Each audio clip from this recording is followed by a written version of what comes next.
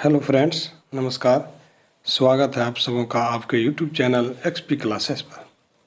तो फ्रेंड्स, चलिए आज से हम लोग शुरू करते हैं करंट अफेयर्स, जो कि किसी भी एग्ज़ाम्स के लिए एसएससी रहे, रेलवे रहे या स्टेट पीसीएस रहे, किसी भी एग्ज़ाम्स के लिए बहुत ही इम्पोर्टेंट है। तो चलिए फटाफट अपने मित्रों के बीच क्लास शेयर कर दीजिए और लाइक कर दीजिए। हम शुरू करते हैं आज पहला प्रैक्टिस सेट करंट अफेयर्स के 50 प्रश्नों का। ये हम लोग आज एक एक करके पूरे करंट अफेयर्स को देखेंगे और अपनी तैयारी को स्ट्रॉन्ग करेंगे। तो चलिए सबसे पहला प्रश्न के साथ आज शुरू करते हैं। पहला प्रश्न है आपका कि जम्मू कश्मीर में बढ़ती आतंकवादी गतिविधियों के जवाब में भारतीय सेना द्वारा कौन सा ऑपरेशन शुरू किया गया। क्या है कि जम्मू कश्मीर में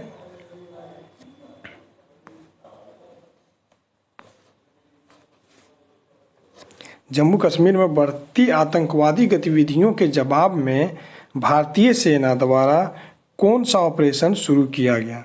आपका ऑप्शन है ऑपरेशन सूर्य शक्ति, ऑपरेशन सूर्य प्रभात, ऑपरेशन सर्व शक्ति, ऑपरेशन सूर्य किरण। तो फ्रेंड्स, इसका सही उत्तर हो जाएगा ऑपरेशन सर्व शक्ति। क्या हो जाएगा? ऑपरेशन सर्व शक्ति। मतलब ऑपरेशन सर्व शक्ति जम्मू कश्मीर में जो आतंकवादी देख रहे हैं, आतंकवादी गतिविधि बढ़ रहा है, तो उसके जवाब में, गतिविधियों के जवाब में भारतीय सेना द्वारा जो एक ऑपरेशन शुरू किया गया, कहाँ पर? जम्मू कश्मीर में। ठीक है, ये पूछा जाए कि ऑपरेशन सर्व शक्ति किसके द्वारा और कहाँ शुरू किया गया, तो ये भारतीय सेना द्वारा जम्मू कश्मीर में बढ़ती आतंकवादी गतिविधि से निपटने के लिए शुरू किया गया है। ठीक है, और ये ऑपरेशन का नाम है सर्व शक्ति। ठीक है फ्रेंड्स, फिर आगे हम लोग चलते हैं, अगला प्रश्न देखते हैं।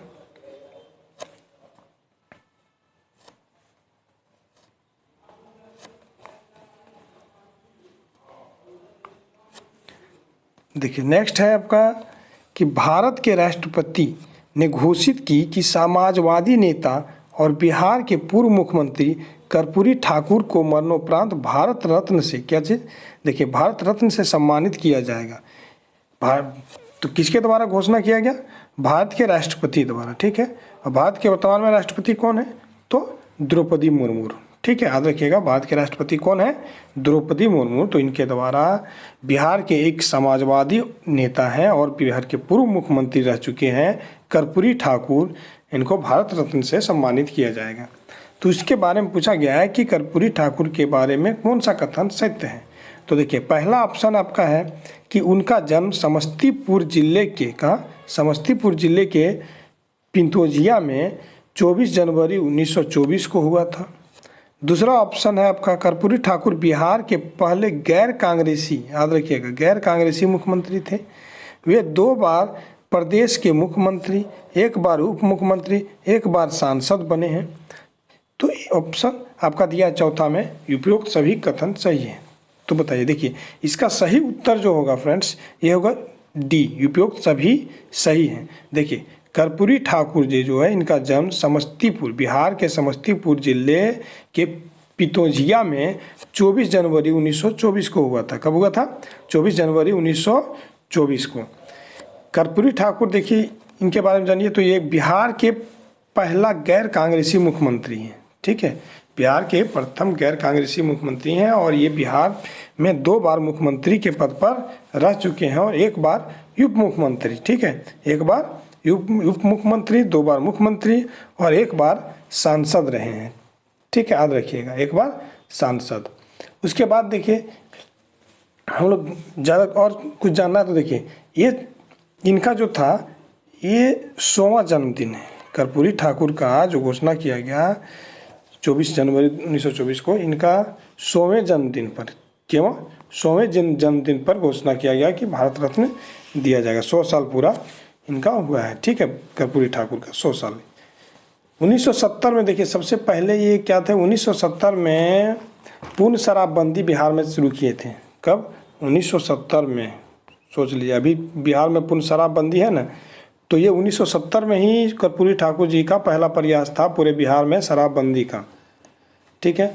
और 2 बार तो मुख्यमंत्री रहे हैं, एक बार उप मुख्यमंत्री रहे हैं, एक बार सांसद रहे हैं, एक बार शिक्षा मंत्री भी रहे हैं, याद रखिएगा, एक बार शिक्षा मंत्री भी रहे हैं। और इसी के समय में कर्पूरी ठाकुर के समय में ही बिहार में पहली बार 26% का आरक्षण लागू किया गया था, ठीक है। आरक्षण फार्मूला जो लाया गया था बिहार में पहली बार, आरक्षण फार्मूला, उसका नाम था कर्पूरी ठाकुर, ठीक है, कर्पूरी ठाकुर फार्मूला, कर्पूरी ठाकुर फार्मूला 1978 में लाया गया था, ठीक है। 1978 में कर्पूरी ठाकुर फार्मूला, और उसी के तहत बिहार में पहली बार 26% का आरक्षण दिया गया था, ठीक है, ये याद रखिएगा।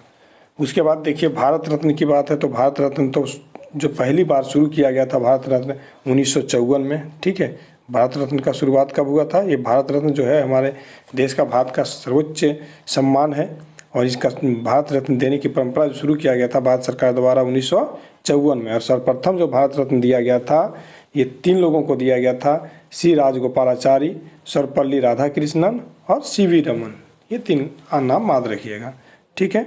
नेक्स्ट प्रश्न पर हम लोग चलते हैं।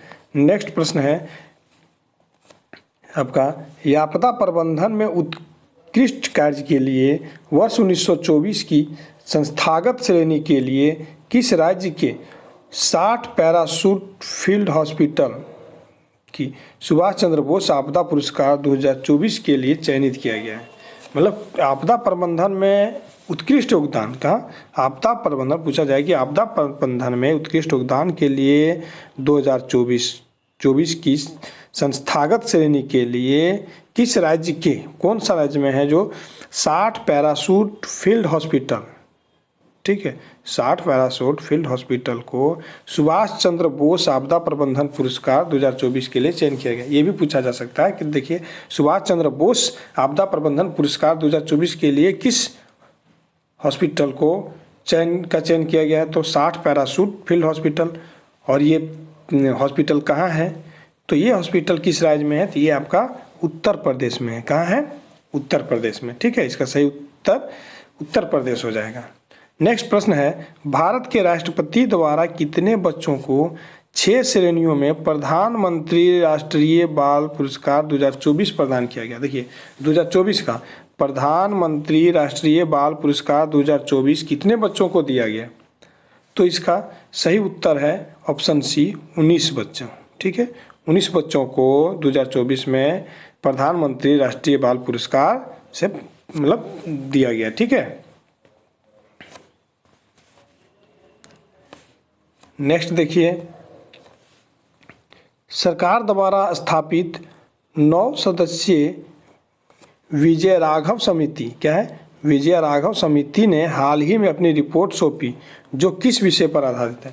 जो विजय राघव समिति देखिए बनाया गया था, ठीक है, विजय राघवन समिति, विजय राघवन समिति 9 सदस्यीय टीम था। किस लिए बनाया गया था? किस चीज़ पर ये काम कर रहे थे, ठीक है। तो अपनी रिपोर्ट जो सौंपा किस विषय पर इन्होंने अपना रिपोर्ट सौंपा? तो इसका देखिए आपका दिया इसरो में सुधार, डीआरडीओ में सुधार, बीएसएफ कार्य में सुधार या आईबी के कार्य में सुधार। तो सही उत्तर हो जाएगा डीआरडीओ में सुधार के लिए। विजय राघवन समिति किससे संबंधित है? पूछा जाए कि हाल ही में जो अपना रिपोर्ट सौंपा विजय राघवन समिति ने, ये किससे संबंधित है? तो डीआरडीओ में सुधार के लिए समिति का गठन किया गया था, ठीक है। देख लीजिए डीआरडीओ का अभी वर्तमान में देखा जाए तो डीआरडीओ का अध्यक्ष कौन है? तो डीआरडीओ का जो मुख्य है, प्रधान है, ये समीर वी कामत हैं। कौन है? डीआरडीओ का अध्यक्ष समीर वी कामत, याद रखिएगा, समीर वी कामत। अब देखते हैं हम लोग क्या इसरो, ठीक है, इसरो का अध्यक्ष कौन है? तो एस सोमनाथन। कौन है? एस सोमनाथन, ठीक है। नेक्स्ट आपका क्या बीएसएफ, तो बीएसएफ का कौन है? बीएसएफ का प्रमुख है आपका नितिन अग्रवाल, याद रखिएगा, बीएसएफ का प्रमुख है नितिन अग्रवाल।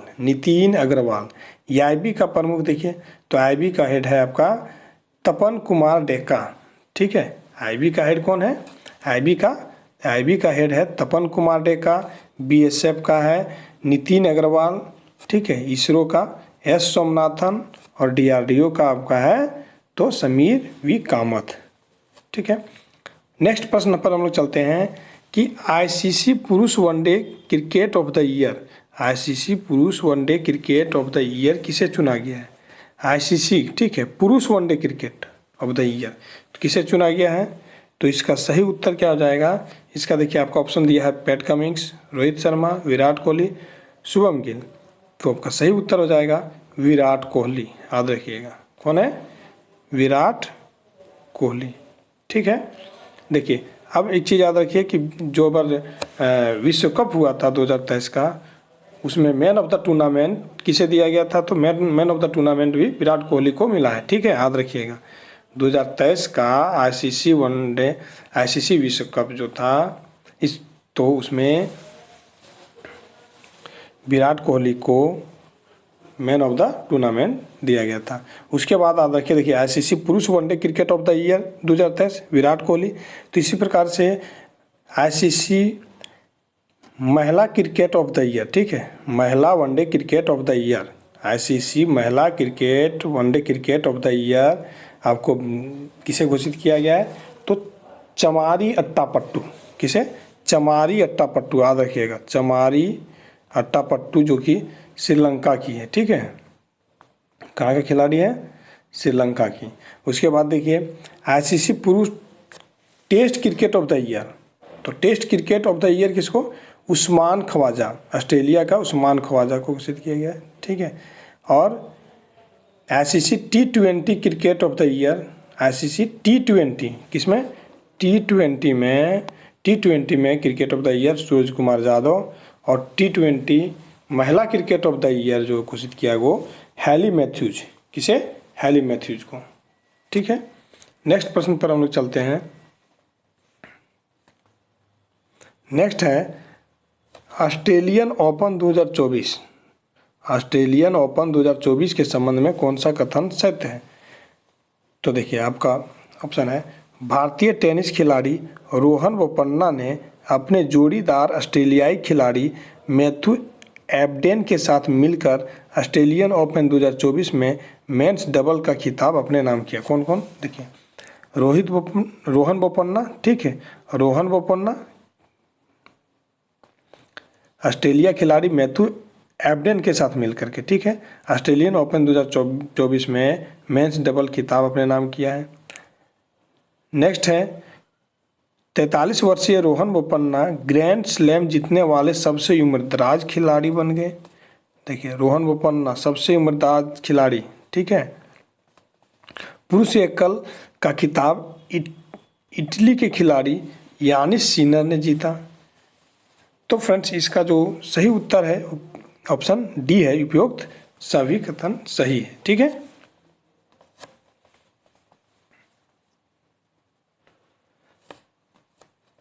नेक्स्ट प्रश्न है नई दिल्ली में 75वें गणतंत्र दिवस परेड, ठीक है, जो इस बार 2024 में केवल गणतंत्र दिवस मनाया गया? तो 75वां, याद रखिएगा। ठीक है, तो 2024 में 26 जनवरी को जो है 75वां गणतंत्र दिवस जो मनाया गया हमारे देश का। तो 75वें गणतंत्र दिवस परेड में मुख्य अतिथि कौन थे? तो देखिए इसका सही उत्तर है आपका ऑप्शन ये इनेमुअल, ठीक है, इनेमुअल मैक्रो, ठीक है, इनेमुअल मैक्रो। ये कहाँ के थे? तो ये फ्रांस के राष्ट्रपति थे। कहाँ के? फ्रांस के राष्ट्रपति, ठीक है, याद रखिएगा फ्रांस के राष्ट्रपति इनेमुअल मैक्रो इस बार 75वें गणतंत्र दिवस में मुख्य अतिथि थे। ठीक है, उसके बाद देखते हैं हम लोग, देखिए शेख हसीना।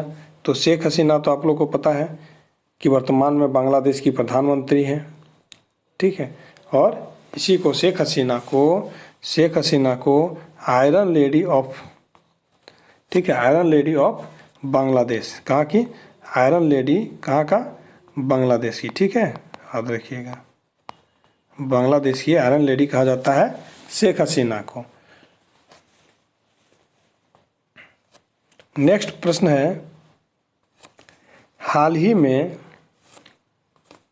में किस राज्य सरकार ने विश्व में अपनी तरह की पहली ब्लैक टाइगर सफारी, देखिए black tiger safari, melanistic tiger safari स्थापित करने की घोषणा की है।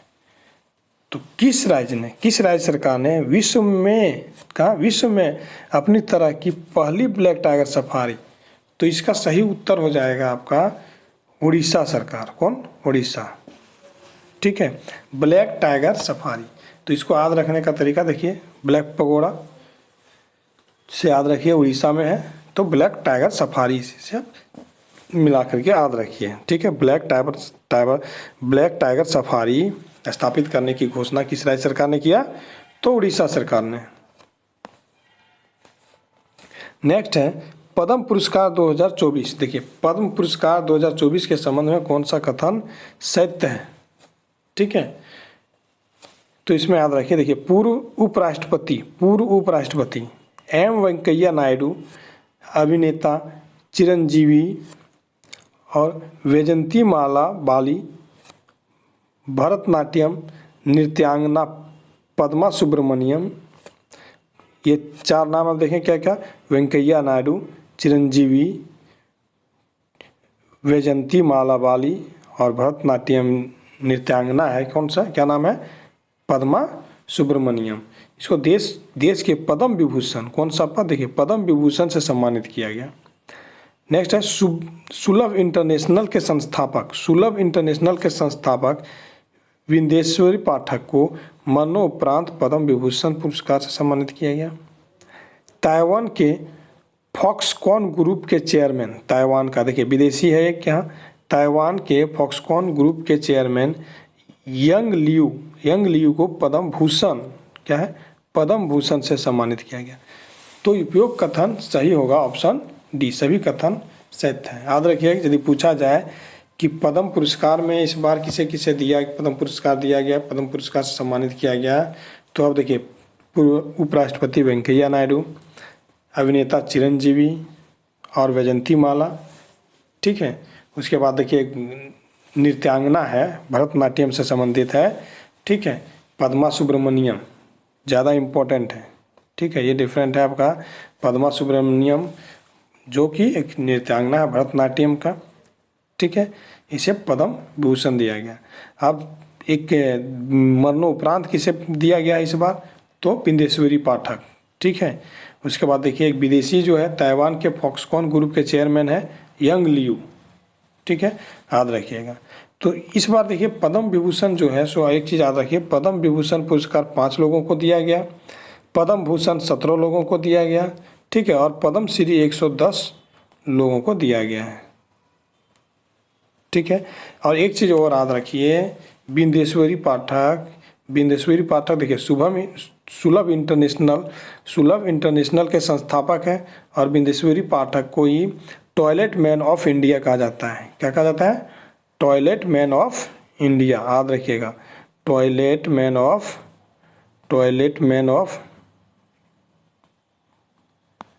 Of India. ठीक है, बिंदेश्वरी पाठक।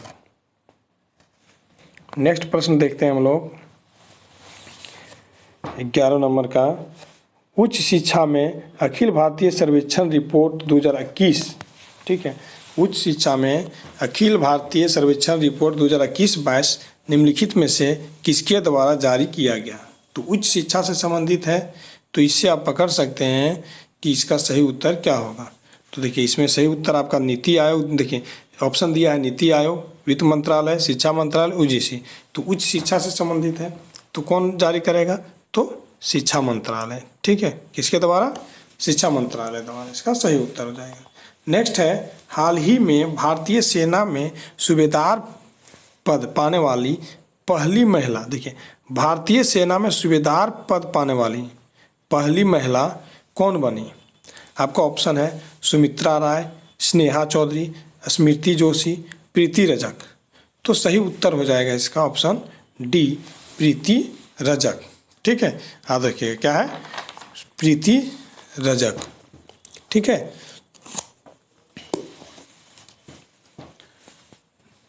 नेक्स्ट है 13 नंबर का प्रश्न, निम्नलिखित में से किस कंपनी ने पहले मानव रोगी में ब्रेन चिप प्रत्यारोपित किया? किस कंपनी ने पहला मानव रोगी में ब्रेन चिप प्रत्यारोपित किया? मैंने ब्रेन में लगाया, ब्रेन चिप लगाया, ठीक है, प्रत्यारोपित किया है। तो कौन सा? आपका ऑप्शन है blue origin, open AI, Neuralink या कर्नल। देखिए ब्रेन से आप संबंधित थोड़ा इससे ट्रिक मिला सकते हैं। इसका सही उत्तर हो जाएगा न्यूरालिंक। क्या हो जाएगा? ऑप्शन सी न्यूरालिंक, ठीक है। नेक्स्ट है गणतंत्र दिवस परेड 2024 में किस राज्य की झांकी को राज्यों में सर्वश्रेष्ठ झांकी घोषित किया गया? तो किस राज्य को, ठीक है, तो राज्य में किस राज्य का झांकी सर्वश्रेष्ठ था? तो याद रखिए इसमें उड़ीसा का, ठीक है। कहाँ का झांकी सर्वश्रेष्ठ था? 2024 में जो गणतंत्र दिवस परेड था उसमें उड़ीसा राज्य का झांकी सर्वश्रेष्ठ झांकी था। 29 जनवरी 2024 को किस राज्य सरकार ने लघु बाण जाति द्रव कार्यक्रम, देखिए 29 जनवरी 2024 को किस राज्य के सरकार ने लघु बाण जाति द्रव्य कार्यक्रम, ठीक है, योजना शुरू करने की घोषणा की है? लघु बाण जाति द्रव्य कार्य योजना शुरू करने की घोषणा किया। तो कौन सा राज्य हो जाएगा? इसका सही उत्तर हो जाएगा आपका फ्रेंड्स उड़ीसा, ठीक है। क्या हो जाएगा? उड़ीसा राज्य। नेक्स्ट है राष्ट्रपति द्रौपदी मुर्मू ने किस यूनिवर्सिटी के कुलपति सनातन सिंह संधू को राज्यसभा का मनोनीत सांसद नियुक्त किया? ठीक है, देखिए जैसे सांसद जो राज्यसभा में सांसद का जो मनोनयन होता है, मनोनीत किया जाता है सांसद को, ठीक है, किसके द्वारा? ये तो पता है कि आप सांसद जो है राष्ट्रपति के द्वारा मनोनीत किया जाता है, ठीक है। तो राष्ट्रपति के द्वारा इस बार जो है सो एक कुलपति को मनोनीत किया गया। उस कुलपति का नाम है सनातन सिंह संधू। क्या है? सनातन सिंह संधू। और ये सनातन सिंह संधू किस यूनिवर्सिटी के कुलपति रहे हैं? तो ये हो जाएगा आपका सही उत्तर, याद रखिएगा, चंडीगढ़ यूनिवर्सिटी, ठीक है। कहाँ से? चंडीगढ़ यूनिवर्सिटी। नेक्स्ट है निम्नलिखित नियुक्ति में कौन सुमेलित है? निम्नलिखित नियुक्ति में कौन सुमेलित है? अनिल लाहौरी ट्राई के अध्यक्ष, अजाली असोमानी कोमोरोस के राष्ट्रपति, क्रिस्टोफर लक्सन न्यूजीलैंड के प्रधानमंत्री। तो देखिए ये याद रखिएगा, अनिल लाहौरी, ठीक है, अनिल लाहौटी को ट्राई का अध्यक्ष नियुक्त किया गया है। अजाली असोमानी कोमोरोस के राष्ट्रपति बने हैं, ठीक है। और क्रिस्टोफर लक्सन न्यूजीलैंड के प्रधानमंत्री हैं। ये आपका युक्त सभी सही है, ऑप्शन डी हो जाएगा, सारे ऑप्शन सही हैं।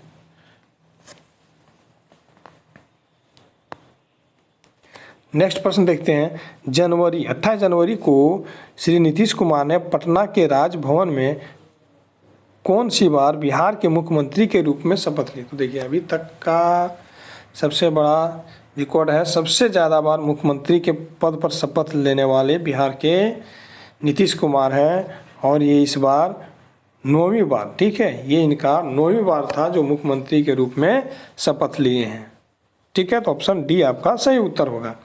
नेक्स्ट है निम्नलिखित में से कौन सा देश अलबामा में पहली बार नाइट्रोजन गैस के जरिए एक शख्स को सजा मौत दी गई? देखिए याद रखिए अलबामा, ठीक है, कहाँ? अलबामा।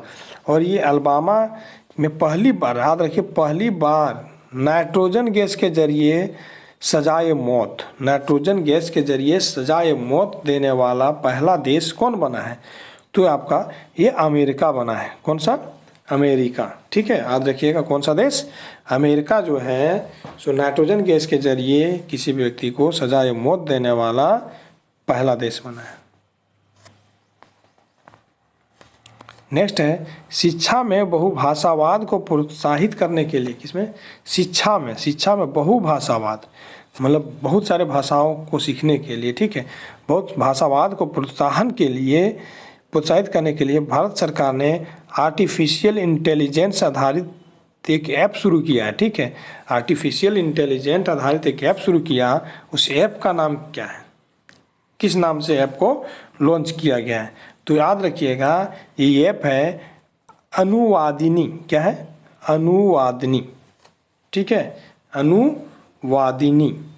अनुवादिनी ऐप किसके द्वारा लॉन्च किया गया? तो भारत सरकार द्वारा। ये भी याद रख, पूछा जाएगा।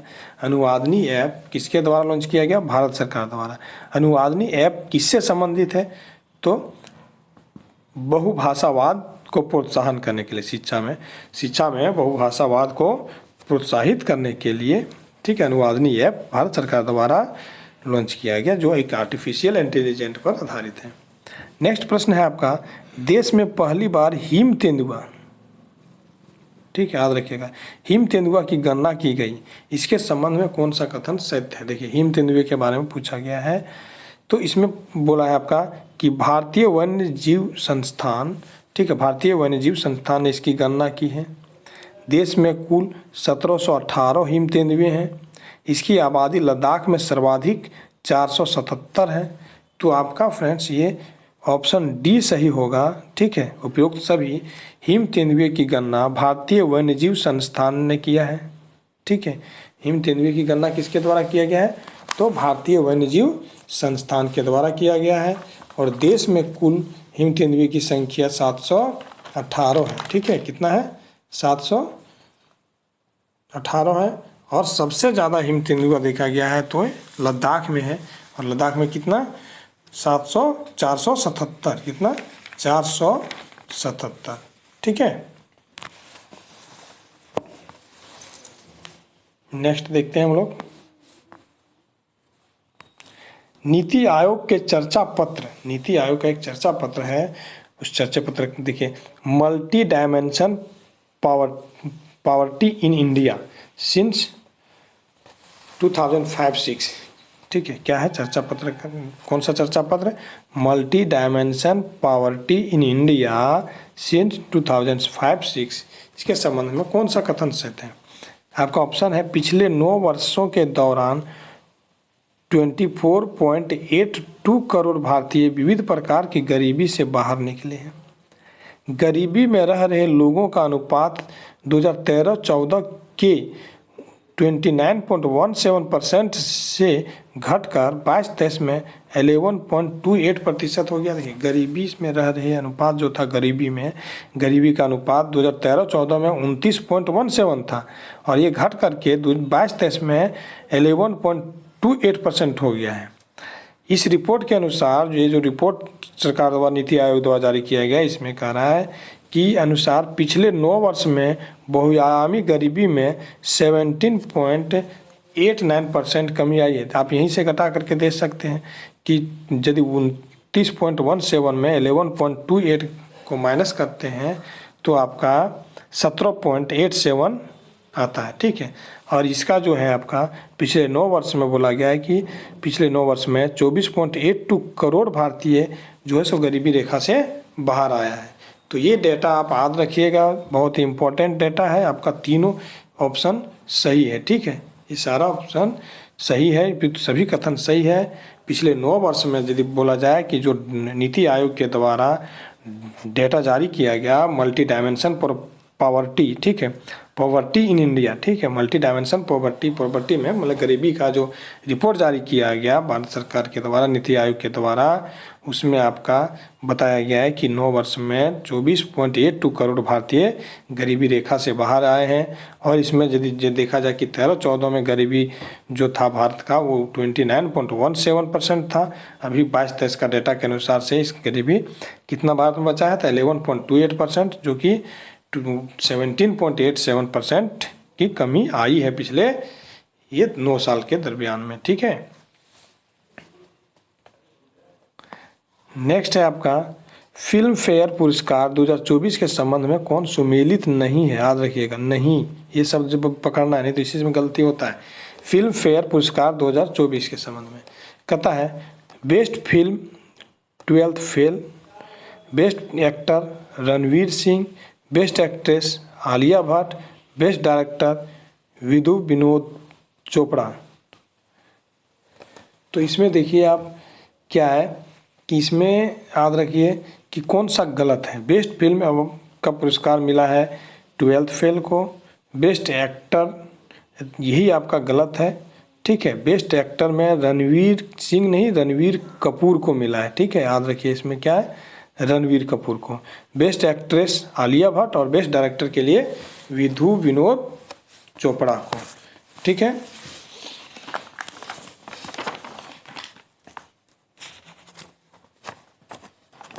नेक्स्ट प्रश्न है फ्रेंड्स,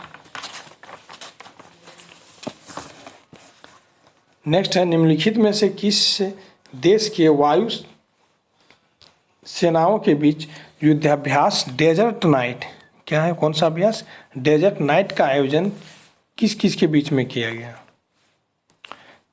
युद्धाभ्यास जो हुआ डेजर्ट नाइट का आयोजन किया गया ये किन किन देशों के सेनाओं के बीच में। तो देखिए इसमें आपका था फ्रांस, ठीक है, भारत और यूएई, याद रखिएगा। ऑप्शन डी में है, देखिए फ्रांस, भारत, यूएई।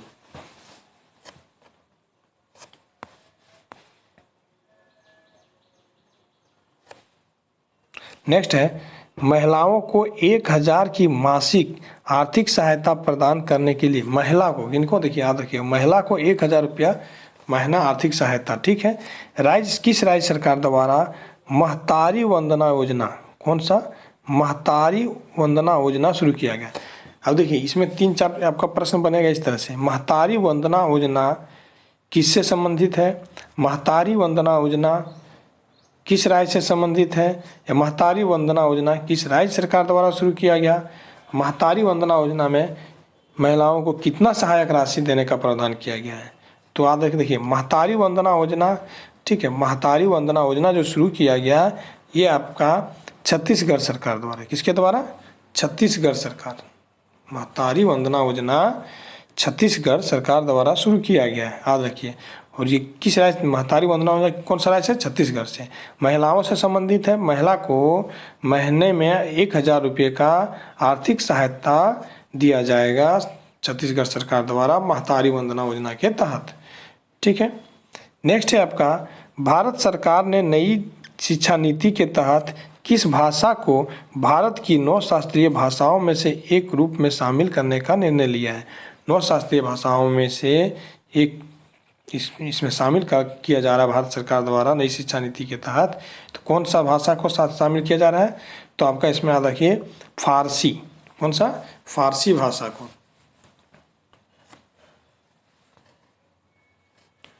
नेक्स्ट है निम्नलिखित में से किस मंत्रालय द्वारा MPLADS ई साक्षी मोबाइल एप्लीकेशन लॉन्च किया गया। देखिए MPLADS ई साक्षी मोबाइल एप्लीकेशन लॉन्च किया गया, ठीक है। ई साक्षी मोबाइल एप्लीकेशन लॉन्च किया गया, तो किसके द्वारा, किस मंत्रालय के द्वारा, भारत सरकार के किस मंत्रालय द्वारा। तो इसका सही उत्तर हो जाएगा आपका, ये हो जाएगा सांख्यिकी और कार्यक्रम कार्यान्वयन मंत्रालय, ठीक है, ऑप्शन सी। नेक्स्ट है भारत और किस देश की नौसेना के पहले द्विपक्षीय समुद्री अभ्यास। देखिए एक तो भारत है और दूसरा देश आपको बताना है जिसके बीच नौसेना के, ठीक है, पहला द्विपक्षीय समुद्री अभ्यास, दोनों देशों के बीच, 2 देश के बीच हो रहा है, द्विपक्षीय हो गया, ठीक है, समुद्री अभ्यास है। तो समुद्री अभ्यास को एक्स आयुत्या, क्या, इस अभ्यास का नाम दिया गया एक्स आयुत्या। तो ये कौन सा देश के बीच में हुआ, भारत और किस देश के बीच में एक्स आयुत्या समुद्री अभ्यास हुआ, भारत और जो कि नौसेना के बीच में, किसके, नौसेना के बीच में, ठीक है। तो किस देश था, तो थाईलैंड, याद रखिएगा इसका क्या, थाईलैंड। भारत और थाईलैंड दोनों देश, भारत और थाईलैंड के नौसेनाओं के बीच में ये पहली बार था जो द्विपक्षीय समुद्री अभ्यास किया गया और इस समुद्री अभ्यास का नाम था एक्स आयुत्या, ठीक है। तो इसमें देखिए इस तरह से याद रख पूछा जा सकता है कि एक्स आयुत्या, ठीक है, एक्स आयुत्या समुद्री अभ्यास किन 2 देशों के बीच हुआ, तो भारत और थाईलैंड के बीच। किन 2 सेनाओं के बीच हुआ, तो नौसेनाओं के बीच हुआ। पहला द्विपक्षीय समुद्री अभ्यास जो हुआ, ठीक है, भारत और थाईलैंड के बीच, उसका क्या नाम था, एक्स आयुत्या, ठीक है, याद रखिएगा। नेक्स्ट है फीफा अवार्ड 2023 के संबंध में कौन सा कथन सत्य है? फीफा अवार्ड 2023 के संदर्भ में कौन सा कथन सत्य है? ठीक है, फीफा अवार्ड याद रखिए। तो सर्वश्रेष्ठ फीफा पुरुष खिलाड़ी, तो देखिए सर्वश्रेष्ठ फीफा पुरुष खिलाड़ी 2023 किसे घोषित किया गया? तो लियोनेल मेसी जहाँ जो अर्जेंटीना का खिलाड़ी है। सर्वश्रेष्ठ फीफा महिला खिलाड़ी येताना बोनमती जो बार्सिलोना की खिलाड़ी है। और लियोनेल मेसी ने तीसरी बार यह अवार्ड अपने नाम किया। देखिए लियोनेल मेसी अर्जेंटीना का है जो सर्वश्रेष्ठ फीफा पुरुष खिलाड़ी 2023 घोषित किया गया, ये तीसरा बार उसे मौका मिला है इस अवार्ड। ठीक है, तो देखिए इसमें तीनों कथन सही हो जाएगा, उपयुक्त सभी आंसर सही हैं। मतलब सर्वश्रेष्ठ फीफा पुरुष खिलाड़ी 2023 लियोनेल मेसी, सर्वश्रेष्ठ फीफा महिला खिलाड़ी 2023 तो एताना बोनमती, और इसमें से देखिए जो लियोनेल मेसी है तीसरी बार इस अवार्ड से सम्मानित किया गया है। ठीक है, नेक्स्ट है आपका भारत के पहले ग्राफीन केंद्र India innovation centre for graphene. Bharat का पहला ग्राफीन केंद्र है और केंद्र का नाम है India innovation centre for graphene. इसका उद्घाटन किस शहर में किया गया? ठीक है, तो इसका सही उत्तर हो जाएगा देखिए India innovation centre for graphene Kochi में। कहाँ पर इसका उद्घाटन किया गया? कोच्चि में। नेक्स्ट है global fire power rank 2024, global fire power rank. ठीक है, फायर पावर रैंक 2024 में भारत को कौन सा स्थान प्राप्त हुआ है? ग्लोबल फायर पावर रैंक 2024 में भारत को कौन सा रैंक मिला है? तो इसमें सही उत्तर आपका हो जाएगा चौथा। ठीक है, कौन सा? 4th रैंक मिला है इसे। नेक्स्ट है आपका किस राज्य सरकार के औषधि नियंत्रण विभाग ने, कौन? औषधि नियंत्रण विभाग, याद रखिएगा, राज्य में एंटीबायोटिक दुरुपयोग को नियंत्रित करने के लिए ऑपरेशन अमृत में संपूर्ण स्वास्थ्य के लिए रोगाणुरोधी प्रतिरोध हस्तक्षेप है और इसका नाम है क्या? ऑपरेशन अमृत शुरू किया गया। तो औषधि नियंत्रण विभाग द्वारा ऑपरेशन अमृत शुरू किया गया, ये किस राज्य से संबंधित, किस राज्य सरकार द्वारा शुरू किया गया? तो इसका सही उत्तर हो जाएगा आपका केरल। कौन सा राज्य हो जाएगा? याद रखिए केरल। ठीक है, नेक्स्ट है हाल ही में किस राष्ट्रीय राजमार्ग पर भारत के प्रथम राष्ट्रीय राजमार्ग स्टील स्लैग रोड खंड का उद्घाटन किया गया? याद रखिए भारत का प्रथम राष्ट्रीय राजमार्ग स्टील स्लैग रोड खंड का उद्घाटन किस राजमार्ग पर किया गया? ठीक है, तो इसका भी सही उत्तर है आपका NH 66 पर। ठीक है, हाल ही में हुई नियुक्तियों में कौन सा सुमेलित है? आपका पूछा गया है लाई चिंगते ताइवान के राष्ट्रपति, ये भी सही है। Crown prince Frederik X Denmark के राजा, ये भी सही है। डेनिस फ्रांसिस संयुक्त राष्ट्र महासभा के 18वें सत्र के अध्यक्ष, याद रखिएगा ये इंपॉर्टेंट है ज़्यादा। डेनिस फ्रांसिस संयुक्त राष्ट्र महासभा के 78वें सत्र के अध्यक्ष बने। ठीक है, तो इसमें से आपका सारा कथन सत्य है, ऑप्शन डी सही उत्तर होगा।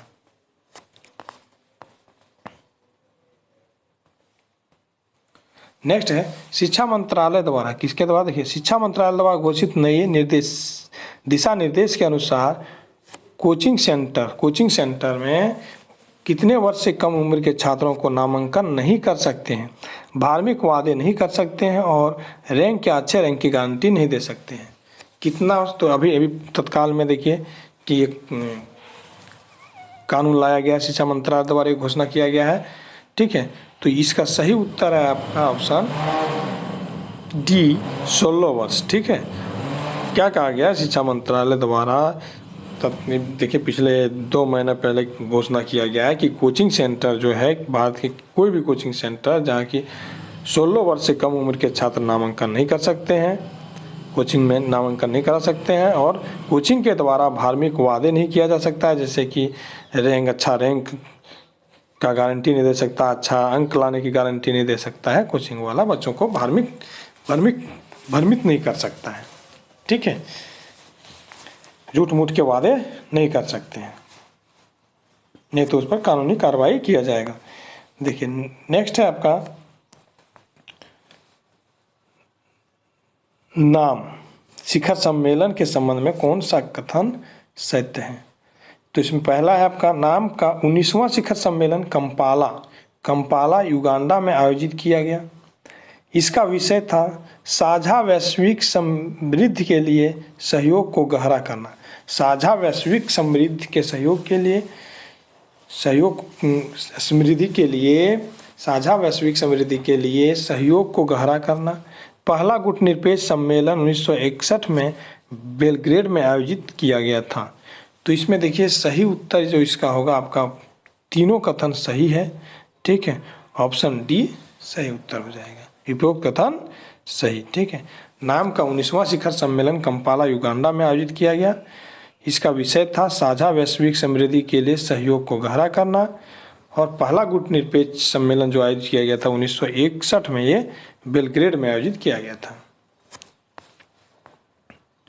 नेक्स्ट देखिए, लाइव रेटिंग के मामले में विश्वनाथ आनंद को पीछे छोड़ते हुए कौन भारत के नए नंबर 1 शतरंज खिलाड़ी? देखिए भारत का नंबर 1 शतरंज खिलाड़ी अभी वर्तमान में कौन बन गया है, और ये विश्वनाथ आनंद को पीछे छोड़ दिया है। तो कौन है भारत के नए नंबर 1 शतरंज खिलाड़ी? तो ये है आपका, देखिए ऑप्शन दिया है गुकेश डी, पैतला हरिकृष्णा, विदित गुजराती या आर प्रज्ञानंद। तो सही उत्तर आपका हो जाएगा, देखिए बहुत सारा नाम बहुत सुने होंगे, इसका नाम आर प्रज्ञानंद, ठीक है। कौन? आर प्रज्ञानंद भारत के अभी नंबर 1 शतरंज खिलाड़ी बन गए हैं, ठीक है। नेक्स्ट है आपका the Buddhist voice of global south.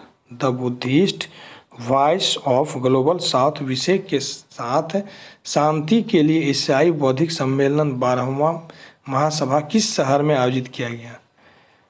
तो देखिए क्या कह रहा है, शांति के लिए एशियाई बौद्धिक सम्मेलन, शांति के लिए एशियाई बौद्धिक सम्मेलन का 12वां महासभा किस शहर में आयोजित किया गया? तो आपका ऑप्शन है नई दिल्ली, नालंदा, अहमदाबाद, कोलकाता। तो सही उत्तर इसका जो हो जाएगा, ये हो जाएगा नई दिल्ली। कहाँ? नई दिल्ली। मतलब एशियाई बौद्ध सम्मेलन का 12वां महासभा का आयोजन नई दिल्ली में किया गया, ठीक है। और इसका विषय था the Buddhist voice of global south, ठीक है, the Buddhist voice of global south. Next प्रश्न है आपका भारत के अंतर्राष्ट्रीय विज्ञान महोत्सव 2023 का 9वां संस्करण 17 से 12 जनवरी 2024 तक हरियाणा के किस शहर में आयोजित किया गया? भारत अंतर्राष्ट्रीय विज्ञान महोत्सव, याद रखिएगा, भारत अंतर्राष्ट्रीय विज्ञान महोत्सव का 9वां संस्करण या भारत अंतर्राष्ट्रीय विज्ञान महोत्सव 2023 का संस्करण जो 24 में आयोजित किया गया, जनवरी 2024 में, ये किस राज्य में आयोजित किया गया? तो हरियाणा में किया गया, याद रखिए कहाँ? हरियाणा में। और हरियाणा के किस शहर में, ये पूछा जाएगा, हरियाणा के किस शहर में? तो फरीदाबाद, ठीक है। भारत अंतर्राष्ट्रीय विज्ञान महोत्सव 2023 का जो संस्करण था, ये जनवरी 2024 में हरियाणा के फरीदाबाद शहर में आयोजित किया गया, ठीक है। आपसे पूछ सकता है किस राज्य में आयोजित किया गया? था हरियाणा में, ठीक है। क्यों संस्करण था? तो 9वां संस्करण था। भारत अंतर्राष्ट्रीय विज्ञान महोत्सव का जो 2024 में आयोजित किया गया, क्यों संस्करण था? 9वां संस्करण था, ठीक है। नेक्स्ट है निम्नलिखित में से किसके द्वारा मछुआरों को सुरक्षा बढ़ाने के लिए एक डिस्ट्रेस अलर्ट ट्रांसमीटर का विकास किया गया? किसके द्वारा? तो किसके द्वारा? इसरो, DRDO, हाल या भारतीय नौसेना। तो किसके द्वारा आयोजित किया गया? तो ये देखिए विकसित किया गया है इसरो द्वारा, ठीक है। इसरो द्वारा भारतीय मछुआरों को सुरक्षा बढ़ाने के लिए एक डिस्ट्रेस अलर्ट ट्रांसमीटर को विकसित किया गया, ठीक है। नेक्स्ट है दुनिया की सबसे ऊंची दुनिया की, ठीक है, दुनिया की सबसे ऊंची डॉक्टर B.R. अम्बेडकर, ठीक है, भीमराव अम्बेडकर की कांस्य प्रतिमा के संबंध में कौन सा कथन सत्य है? देखिए, इस प्रतिमा का ऊंचाई 206 फीट की पूर्ण ऊंचाई के साथ यह भारत की चौथी सबसे ऊंची प्रतिमा है। भारत की चौथी सबसे ऊंची प्रतिमा है। आंध्र प्रदेश के विजयवाड़ा में अम्बेडकर स्मृति वनम में इसका निर्माण किया जाएगा। कहाँ? जो B.R. अम्बेडकर का मूर्ति बन रहा है, ये कहाँ पर है, कहाँ बन रहा है, तो स्थापित किया जाएगा तो आंध्र प्रदेश के विजयवाड़ा में, ठीक है। इसे स्टैचू ऑफ सोशल जस्टिस के नाम से जाना जाएगा। क्या नाम दिया गया? Statue of social justice. तो ये देखिए तीनों कथन सही है, सारे कथन इसका सही है, ठीक है, कि ये B.R. अम्बेडकर का दुनिया का सबसे ऊंचा है, भीमराव अम्बेडकर का, ठीक है, कांस्य प्रतिमा। और भारत में भारत का यदि देखा जाए तो किसी भी मूर्ति सभी से तो ये चौथा नंबर का है, ठीक है। और आंध्र प्रदेश के विजयवाड़ा में स्थापित किया जा रहा है। 206 फीट इसका ऊंचाई है कौन, और इसका नाम दिया गया statue of social justice. Next है, अयोध्या में निर्माणाधीन राम मंदिर के संबंध में कौन सा कथन सत्य है? देखिए, अगर 22 जनवरी को ही इसका उद्घाटन हुआ है तो इसी के बारे में बताया गया कि राम मंदिर के बारे में। राम मंदिर के गर्भगृह में स्थापित रामलला की मूर्ति के मूर्तिकार अरुण योगीराज हैं, ये कथन सही है। मंदिर के प्रमुख वास्तुकार, मंदिर का, देखिए ये मूर्ति का था, ठीक है, मूर्तिकार अरुण योगीराज। मंदिर के प्रमुख वास्तुकार चंद्रकांत सोमपुर थे, ठीक है। 22 जनवरी 2024 को प्रधानमंत्री नरेंद्र मोदी द्वारा अयोध्या में राम मंदिर प्राण प्रतिष्ठा का समारोह शामिल हुए। हाँ, ये भी कथन सही है। तो आपका सभी कथन सत्य है, ठीक है।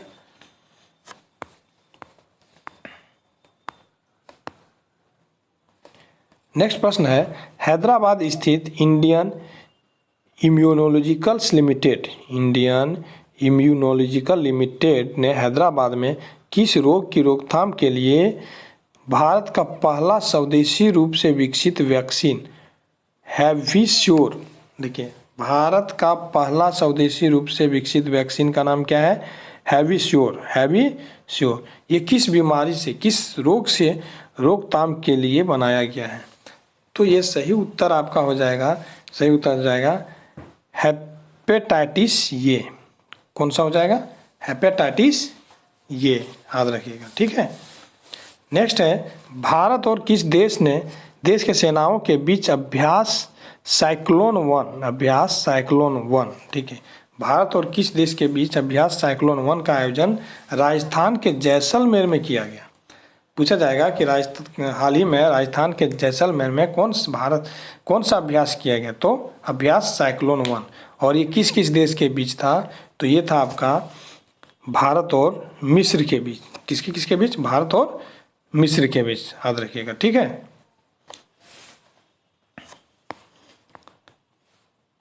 नेक्स्ट है, भारत का पहला केंद्र वित्त पोषित गाय अभ्यारण्य। देखिए, अब गाय अभ्यारण्य, केंद्र वित्त पोषित गाय अभ्यारण्य किस राज्य में बनाया जाएगा? गाय अभ्यारण्य, ठीक है।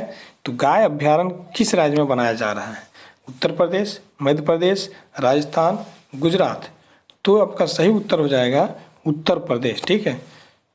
भारत का पहला गाय अभ्यारण्य, पोषित गाय अभ्यारण्य किस राज्य में बनाया जा रहा है? तो उत्तर प्रदेश में।